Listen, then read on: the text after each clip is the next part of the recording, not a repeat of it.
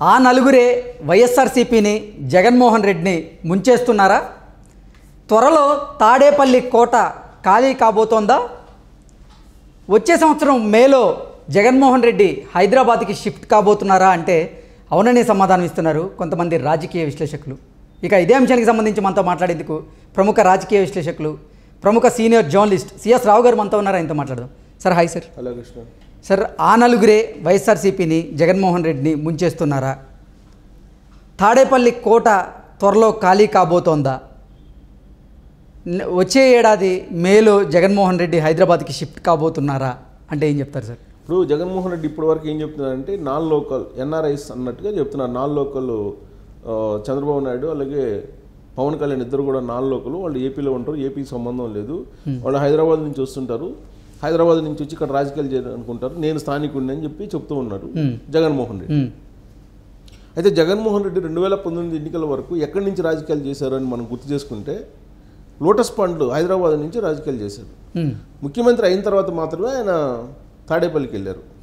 అప్పటి వరకు తాడేపల్లి వైపు చూడలా, మొత్తం లోటస్ పాండ్ నుంచే మొత్తం రాజకీయం నడిపారు. ముఖ్యమంత్రి అయిన తర్వాత అక్కడికి వెళ్ళారు.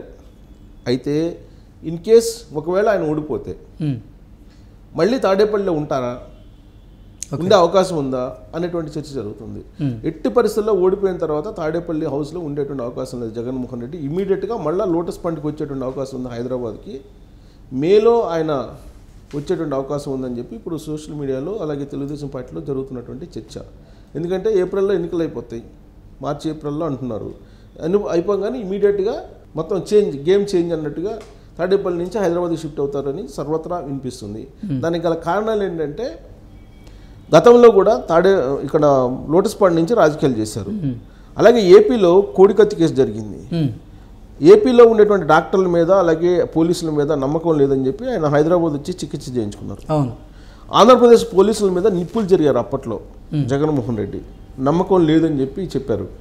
సో ఆంధ్రప్రదేశ్ పోలీసు మీద నమ్మకం కోల్పోతారు కాబట్టి మళ్ళీ ఒకవేళ ఓడిపోతే ఆయన మళ్ళీ హైదరాబాద్కి వచ్చే అవకాశం ఉంది. మకాం మళ్ళీ హైదరాబాద్కి మార్చేటువంటి అవకాశం ఉంది. ఇన్కేస్ జనసేన అలాగే తెలుగుదేశం పార్టీ కూటమి కనుక అధికారంలోకి వస్తే తాడేపల్లిలో ఎట్టి పరిస్థితుల్లో ఆయన నివాసం ఉండరు. దానికి కారణం అక్కడ ఉన్నటువంటి పోలీసులు, అక్కడ ఉన్నటువంటి వైద్యుల మీద ఆయనకి నమ్మకం లేదని గతంలోనే చెప్పారు. ప్రభుత్వం మారిన తర్వాత ఆ నమ్మకం ఇంతకుముందు ఎలా ఉందో అలానే వచ్చే అవకాశం ఉంది. ఇప్పుడు ఆయన అధికారంలో ఉన్నారు కాబట్టి ఆయనకి ఆంధ్రప్రదేశ్ పోలీసుల మీద నమ్మకం ఉంది, ఆంధ్రప్రదేశ్ వైద్యుల మీద నమ్మకం ఉంది. అధికారంలో పోగానే వాళ్ళ మీద నమ్మకం పోతుంది, ఇమీడియట్గా వచ్చేస్తారనేది ఇప్పుడు సోషల్ మీడియాలో రన్ అవుతున్నటువంటి ఒక న్యూస్. సో ఇదంతా ఒక ఎత్తు అయితే అసలు జగన్మోహన్ రెడ్డి ఓడిపోతారా, ఓడిపోయే అవకాశం ఉందా అని ప్రశ్న వేసుకుంటే కనుక ఇప్పుడు తాడేపల్లి క్యాంప్ ఆఫీస్లో జరుగుతున్నటువంటి పరిణామాలను కనుక చూస్తుంటే రాబోయేటువంటి రోజుల్లో ఓడిపోయేటువంటి సంకేతాలు చాలా బలంగా ఉన్నాయి. కాబట్టి ఆయన పోస్ట్ మార్టం చేస్తున్నారు, ఉన్నటువంటి ఎమ్మెల్యేలని పీకి పడేస్తున్నారు, కొత్త వాళ్ళని తీసుకొచ్చుకుంటున్నారు అనేది. సేమ్ ఇలాంటి ప్రాక్టీసే కేసీఆర్ కూడా చేశారు. కేసీఆర్ తెలంగాణ భవన్లో ఒక రివ్యూ మీటింగ్ పెట్టారు. ఎలక్షన్కి ఒక 6 నెలల ముందు పెట్టి దళిత బంధులో అందరూ అవినీతికి పాల్పడ్డారు, రైతు బంధులో అవినీతికి పాల్పడ్డారు, అవినీతి పనులు 40 మంది లిస్ట్ నా దగ్గర ఉందని చెప్పారు. చెప్పగానే అది న్యూస్ బయటకు వచ్చింది. అంటే అవినీతి చేస్తున్నారని చెప్పి ఎమ్మెల్యేలు తెలిసి కూడా కేసీఆర్ ఆ 40 మందిని ఎందుకు ఉంచారు, వాళ్ళ మీద ఏసీబీ కేసులు పెట్టాలి కదా, పెట్టలేదని ఆ రోజు నుంచి స్టార్ట్ అయింది క్యాంపెయిన్. 6 నెలల ముందుగానే కేసీఆర్ ఉప్పందించాడు మా ఎమ్మెల్యేలు అవినీతి పరులు అని. సేమ్ అదే తరహాలో ఇప్పుడు జగన్మోహన్ రెడ్డి 80 నుంచి 82 మందిని మార్చేస్తున్నారని చెప్పి అఫీషియల్గా వినిపిస్తుంది. ఎందుకు మారుస్తున్నారు అని అంటే అవినీతి ఆరోపణలు ఉన్నాయి, గ్రాఫ్ బాగలేదు అని. ఇదే కదా చెప్తా ఉంది. ఇప్పుడు ఆల్రెడీ క్యాంప్ ఆఫీస్కి ఫోన్ చేసి పిలిపిస్తున్నటువంటి వాళ్ళకు కూడా అక్కడ ఉన్నటువంటి సీఎం ఆఫీస్లో ఉండేటువంటి ఒక అధికారి మొత్తం మీరు చేసినటువంటి అవినీతి చట్టా ఇదని చెప్పి చూపించి వెనక పంపిస్తున్నాడు. జగన్మోహన్ రెడ్డిని కూడా కలవనివ్వట్లేదు పోయినటువంటి వాళ్ళని అని చెప్పి వినిపిస్తుంది. గత 2 రోజుల నుంచి జరుగుతున్నటువంటి పరిణామాలను కనుక చూస్తే ఈ పరిణామం ఎందుకు వచ్చింది అని అంటే నలుగురిని నమ్ముకున్నాడు జగన్మోహన్ రెడ్డి. ఎవరెవరు నమ్ముకున్నారు? సజ్జల రామకృష్ణారెడ్డిని నమ్ముకున్నారు, విజయసాయి రెడ్డిని నమ్ముకున్నారు, వైవి సుబ్బారెడ్డిని నమ్ముకున్నారు. సో వీళ్ళు ఏం చేశారు?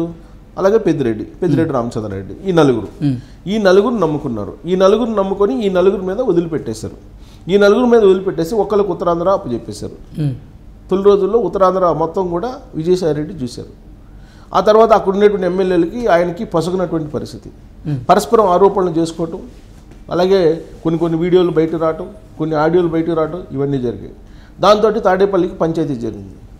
విధులేని పరిస్థితుల్లో విజయసాయి రెడ్డిని ఉత్తరాంధ్ర ఇన్ఛార్జి బాధ్యతలను తప్పించి తాడేపల్లి క్యాంప్ ఆఫీస్కి తీసుకొచ్చారు. ఆయన్ని కొన్ని రోజులు కేంద్ర కార్యాలయంలో పెట్టారు, వైఎస్ఆర్ కాంగ్రెస్ పార్టీ కేంద్ర కార్యాలయంలో. నెల్లూరు జిల్లాల కోఆర్డినేటర్ బాధ్యతలు అప్పచెప్పారు. అప్పచెప్పిన తర్వాత ఏమవుతుంది, ఇప్పుడు నెల్లూరు ప్రకాశం జిల్లాలో విషయం చూస్తే ప్రధానమైనటువంటి లీడర్లు పార్టీని వదిలిపెట్టి వెళ్తున్నారు. దాంట్లో బాలినేని శ్రీనివాసరెడ్డి వీళ్ళందరూ లిస్టు ఉందని చెప్పి కొంతకాలంగా వినిపిస్తుంది. నెల్లూరు జిల్లాలో ఆల్రెడీ కోటమిరెడ్డి శ్రీధర్ రెడ్డి కానీ, ఆనం రామనారాయణ రెడ్డి కానీ వాళ్ళు ఆల్రెడీ తెలుగుదేశం పార్టీలో చేరారు. ఇంకా కొంతమంది ఉన్నారు, లిస్టు చాలామంది నెల్లూరు జిల్లాలో కూడా ఉందని చెప్పి చెబుతున్నారు. సరే, విజయసాయి రెడ్డిని ఉత్తరాంధ్ర నుంచి తొలగించిన తర్వాత అక్కడ ప్లేస్లో ఎవరిని వేశారు, వైవి సుబ్బారెడ్డిని వేశారు. సో పరిస్థితి మెరుగుపడిందా అని అంటే సేమ్ సిచ్యువేషన్ అలానే ఉంది. అందుకే ఉత్తరాంధ్ర కసరత్తు చేస్తున్నారు. ఉత్తరాంధ్ర కసరత్తు చేస్తూ అక్కడ నుంచి గుడివాడ అమర్నాథ్తో సహా చాలామందిని మార్చాల్సినటువంటి అవసరం ఉందని చెప్పి ఆల్రెడీ ఎక్సర్సైజ్ చేస్తున్నారు. వాళ్ళేమో మేమే స్వచ్ఛందంగా తప్పుకుంటామని చెప్పి కొంతమంది ముందుకు వస్తున్నారు. అసలు మేము వచ్చే ఎన్నికల్లో పార్టిసిపేట్ చేయము అని చెప్పి ఇంకో 100 మంది చెబుతున్నారు. సో మీ ఇష్టం వచ్చినట్టు చేసుకొని మేమేం మాట్లాడమని చెప్పి కొంతమంది వెళ్ళిపోతున్నారు. ఇలాంటి పరిస్థితి నెలకొంది. సో వైవి సుబ్బారెడ్డి మరి అక్కడ సక్సెస్ అయినట్ట. వైవి సుబ్బారెడ్డి ప్రకాశం జిల్లాలో మళ్ళీ బాలినేని శ్రీనివాసరెడ్డికి వైవి సుబ్బారెడ్డికి పడలా. సో వైవి సుబ్బారెడ్డి ఇప్పుడు ఉత్తరాంధ్ర ఇన్ఛార్జిగా ఉన్నారు. సో అక్కడ పరిస్థితి అలానే ఉంది. ఇంకా పెద్దిరెడ్డి రామచంద్రారెడ్డి, తాజాగా పెద్దిరెడ్డి రామచంద్రారెడ్డికి కూడా నీకు టికెట్ లేదు ఈసారి పొంగనూరులో, ఈసారి ఎంపీగా ఇవ్వాలి చూస్తుంది. ఇప్పుడు కడప జిల్లా రాజంపేట నుంచో లేకపోతే ఇంకో చోట నుంచో ఎంపీగా పోటీ చేయాల్సి చూస్తుందని సంకేతాలు ఇచ్చారని తెలుస్తుంది. సో అక్కడ పొంగనూరు పులి అని చెప్పేసి అక్కడ వాళ్ళందరూ కూడా భావిస్తుంటారు, వైఎస్ఆర్ కాంగ్రెస్ పార్టీ వాళ్ళు. ఎవరిని? పెద్దిరెడ్డి రామచంద్రారెడ్డిని. ఆయన ఏం చేశారు, ఆయన ఇన్ఛార్జిగా ఎక్కడ ఉన్నారు, రాయలసీమకి ఇన్ఛార్జిగా ఉన్నారు. రాయలసీమకి ఇన్ఛార్జిగా ఉండి ఆయన చేసింది ఏంది, స్థానిక సంస్థల ఎన్నికల్లో తెలుగుదేశం పార్టీ గెలిచింది ఎమ్మెల్సీల్లో. సో రాయలసీమ మొత్తం గెలిచింది కదా, కడపతో సహా తెలుగుదేశం పార్టీ గెలిచింది. సో అక్కడ పెద్దిరెడ్డి రామచంద్రారెడ్డి నాయకత్వం ఏ విధంగా బలహీనంగా ఉందనేది అర్థమవుతుంది. సో ఇంకా ఎవరున్నారు, వైవి సుబ్బారెడ్డి అయిపోయారు, పెద్దిరెడ్డి రామచంద్రారెడ్డి అయిపోయారు, అలాగే వైవి సుబ్బారెడ్డి అయిపోయారు. ఇంకా సజ్జల రామకృష్ణారెడ్డి, ఆయన విపక్షాలందరూ సకల శాఖల మంత్రిగా అనుకుంటూ ఉంటారు. ఆయన ఏమంటున్నారు, ప్రెస్ మీట్ పెట్టి నిన్న పార్టీ ఎత్తిపోయిందని చెప్పి అనుకుంటారు. అందుకే ఈ మొత్తాన్ని తీసేస్తే అసంతృప్తి వస్తుంది. అసంతృప్తి లేకపోతే, పార్టీలో అసంతృప్తి అనేది, అసహనం అనేది లేకపోతే పార్టీ ఎత్తిపోయింది అనుకుంటారు. అందుకే ఈ అసంతృప్తులు అన్నీ ఉన్నాయి. సో అసంతృప్తి ఉందంటే పార్టీ ఉందని చెప్పి ఒక భావం కలుగుతుందని చెప్పి కొత్త ఈక్వేషన్ చెప్పారు నిన్న ప్రెస్ మీట్లో. అంటే ఎత్తిపోయింది అనేటువంటి పదం ఆయన నుంచే వస్తుంది, పార్టీ ఎత్తిపోయింది అనేటువంటి పదం ఆయన నుంచే వస్తుంది. అట్ట అనుకోకుండానే ఈ అసంతృప్తులన్నింటినీ మేము లేవగొడుతున్నాం. ఈ అసంతృప్తులన్నీ లేవకపోతే ఎత్తిపోయింది అనేటువంటి భావన వస్తుంది, అందుకే మేము ఇవన్నీ లేపుతాం అన్నట్టుగా ఆయన మాట్లాడారు. సో ఈ నలుగురు కలిసి చేసిన పని ఏంటంటే జగన్మోహన్ రెడ్డిని వచ్చే ఎన్నికల్లో గద్దె దించే ప్రయత్నం చేస్తున్నారు.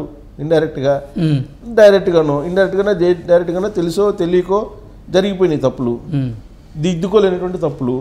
సో కాబట్టి గ్రాఫులు కూడా అదే చెప్తున్నాయి. జగన్మోహన్ రెడ్డి గారిని కానీ వైఎస్ఆర్సీపీ పార్టీని కానీ ముంచేస్తుంది ఈ నలుగురే అంటారు. అయితే ఆ నలుగురే ముంచినా తెలిసినా ఆల్రెడీ మునిగిపోయామని చెప్పి ఆల్రెడీ జగన్మోహన్ రెడ్డి గ్రహించే కదా ఈ మార్పులన్నీ చేస్తుంది. సో ఆ నలుగురే కదా ఇప్పుడు ఆల్రెడీ తాడేపల్లి ప్యాలెస్లో, తాడేపల్లి క్యాంప్ ఆఫీస్లో ఉంది. ఆ నలుగురు చెప్పిందే వింటున్నారు. ఇప్పుడు ఎమ్మెల్యేలు కానీ ఎంపీలు కానీ పోయినా కానీ ఈ నలుగురులో ఎవరో ఒకరిని కలిసి వెనక్కి రావాల్సిందే. డైరెక్ట్గా జగన్మోహన్ రెడ్డి కలిసేటువంటి పరిస్థితి లేదు. చాలా సందర్భాల్లో జగన్మోహన్ రెడ్డి కలవకుండా వెనక్కి వచ్చినటువంటి పరిస్థితి ఉందని చెప్పి ఎమ్మెల్యేలే చెప్తున్నారు. సో కాబట్టి ఆ నలుగురే చేశారు. ఆ నలుగురు చేసిన దానికి జగన్మోహన్ రెడ్డికి మరో ఛాన్స్ అనేది లేదు, ఒక ఛాన్స్ అనేది ఇచ్చేశారు ఏపీ ప్రజలు అనేది ఇప్పుడు ఆడ టాక్ నడుస్తుంది. సో కాబట్టి ఆయన అధికారంలో దిగిపోయిన తర్వాత ఆయన తాడేపల్లిలో ఖాళీ చేసి తాడేపల్లిని నేరుగా హైదరాబాద్ వచ్చేటువంటి అవకాశం ఉందనేది ఇప్పుడు సర్వత్రా వినిపిస్తున్నటువంటి మాట.